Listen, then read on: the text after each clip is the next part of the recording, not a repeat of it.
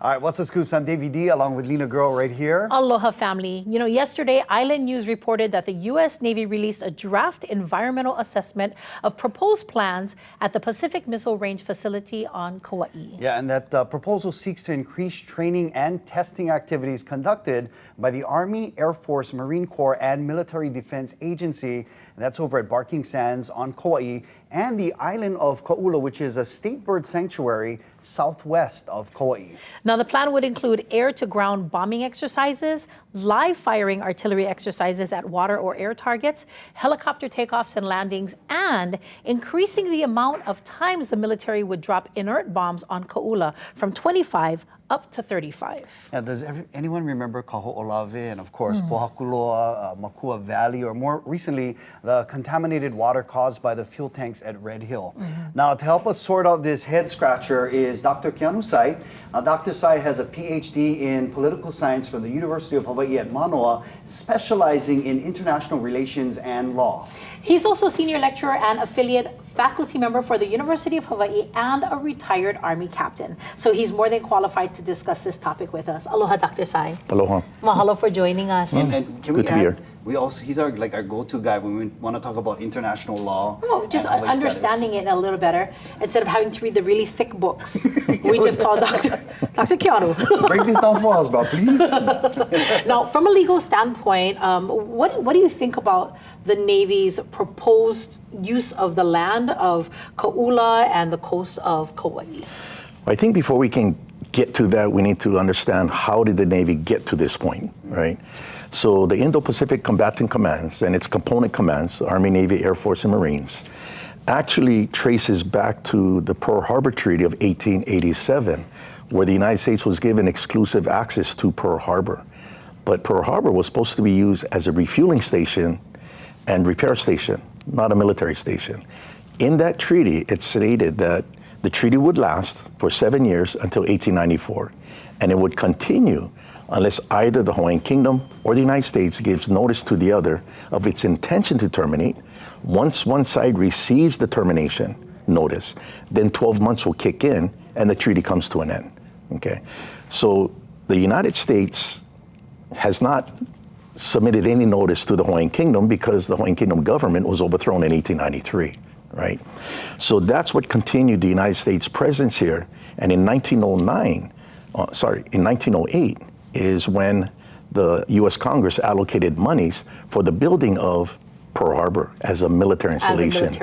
And then it started to spread out, eventually over 118 military sites in Hawaii. But it all goes back to that treaty. To that treaty back in 1887. 1887. Done when the kingdom was intact. Right, right. So that's a good question, a good point. So the kingdom intact. Right. From a legal standpoint, can you kind of address that for a little bit? Okay, so I'm also part of the Council of Regency, which is the government of the Hawaiian Kingdom that was part of international proceedings in the Netherlands at the Permanent Court of Arbitration. So in 1999, the Permanent Court of Arbitration, including the United States, recognized that the Hawaiian Kingdom as a country still exists and the Council of Regency is its government, right? Well, this past October, because the United States has been violating the treaty, because there's no provision for military installations, but rather repair and refueling. And refueling, yes.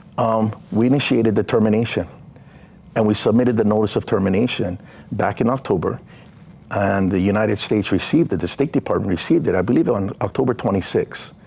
That started 12 so that months. 12 months Yes. is coming up October 26, Exactly. 2024. Exactly. So the issue of Ka'ula and it's in the American military's intent to use it as a base just got thwarted by the mere fact that the treaty is going to be terminated. Right. And that's going to affect all the military installations in Hawaii, including all military ranges. So you cannot extend the years or the leases if you're not here lawfully. That's interesting because that's actually up for debate right now. They're trying to extend the leases for Pohakuloa and what is it, like $1 for X amount of years or something like that. So all of that is going to be moot. Yeah. October 26th, if the United States government recognizes the request you guys put in. I actually had a meeting with General Lance Okumura, who's a 1988 graduate of Kamehameha Schools, right? We had a meeting because he represented Indo-Pacific Command with the defueling. He was also the one in charge of renegotiating the leases.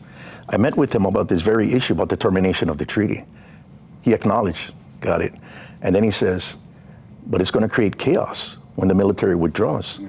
I said, well, that's why the state of Hawaii has to transform itself into a military government under the law of occupation to manage the withdrawal and to administer the laws of the occupied state, the Hawaiian Kingdom. And he responded to me, that's a good plan.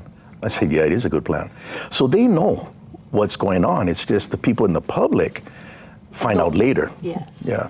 Well, you know, we have so many more questions. We're going to ask you to hold over and stay with us. So we're going to get back to you maybe at 4:45 this afternoon. And we'll talk some more story with Dr. Keanu Sai. For right now, we're going to send things over to our Island News Desk where Leoi Koholokula is standing by with what we need to know for today. Hey, Lei. Hey, you guys, a whole lot of news